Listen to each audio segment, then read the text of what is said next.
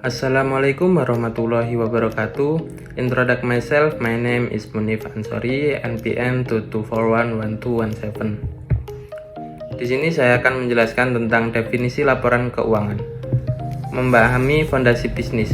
Laporan keuangan adalah bahasa universal bisnis yang memungkinkan komunikasi data dan informasi penting kepada berbagai pihak berkepentingan. Apa itu laporan keuangan? Laporan keuangan adalah catatan tertulis yang merinci aktivitas bisnis dan kinerja finansial suatu perusahaan. Laporan ini disusun berdasarkan standar akuntansi yang ditetapkan seperti BSAK atau IFRS untuk memberikan gambaran yang akurat dan terstruktur. Secara esensial, laporan keuangan menyajikan hasil operasional, posisi keuangan, dan arus kas perusahaan selama periode waktu tertentu. Laporan keuangan adalah peta jalan finansial yang menceritakan kisah kinerja bisnis dalam angka. Tujuan utama laporan keuangan.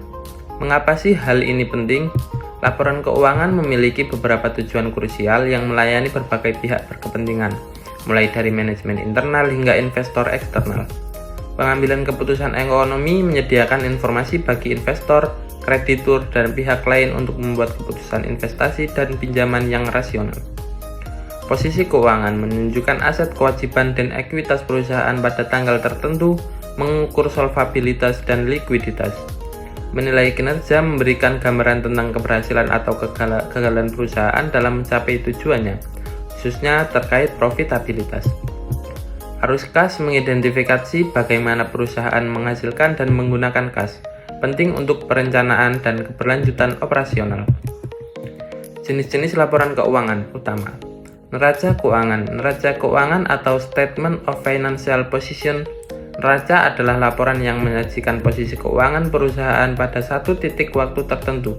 Seperti contoh, 31 Desember 2023. Laporan ini mengikuti persamaan dasar akuntansi, yaitu aset sama dengan kewajiban plus ekuitas. Aset sumber daya yang dimiliki perusahaan untuk menghasilkan manfaat ekonomi di masa depan, seperti kas, piutang, inventory, atau properti. Kewajiban yaitu obligasi masa kini perusahaan yang harus dibayar di masa depan, seperti utang usaha atau pinjaman bank. Ekuitas yaitu sisa kepentingan dalam aset setelah dikurangi semua kewajiban, yaitu modal pemilik atau laba ditahan. Jenis-jenis laporan keuangan utama. Laporan laba rugi. Laporan laba rugi menyajikan kinerja keuangan perusahaan selama periode waktu tertentu, misalnya 1 tahun atau 1 kuartal. Pendapatan atau revenues, jumlah uang yang dihasilkan dari aktivitas bisnis utama seperti penjualan barang atau jasa. Beban pokok penjualan atau COGS. Biaya langsung yang terkait dengan produksi barang atau penyediaan jasa. Laba kotor atau gross profit, pendapatan dikurangi beban pokok penjualan, indikator efisiensi produksi. Beban operasional, biaya yang dikeluarkan untuk menjalani bisnis hari-hari, seperti gaji, sewa, atau pemasaran. Laba bersih atau net income, garis akhir total pendapatan dikurangi semua biaya dan pajak. Ini menunjukkan profitabilitas sebenarnya. Selanjutnya, jenis-jenis laporan keuangan utama. Laporan arus kas. Laporan arus kas atau cash flow statement melacak pergerakan uang tunai masuk dan keluar, inflow and outflow, selama periode akuntansi. Laporan ini sangat penting karena profitabilitas tidak selalu berarti likuiditas. Aktivitas operasi yaitu kas yang dihasilkan atau digunakan dari aktivitas bisnis inti seperti penjualan dan pembayaran kepada pemasok. Aktivitas investasi, arus kas dari pembelian atau penjualan aset jangka panjang, misalnya mesin atau gedung.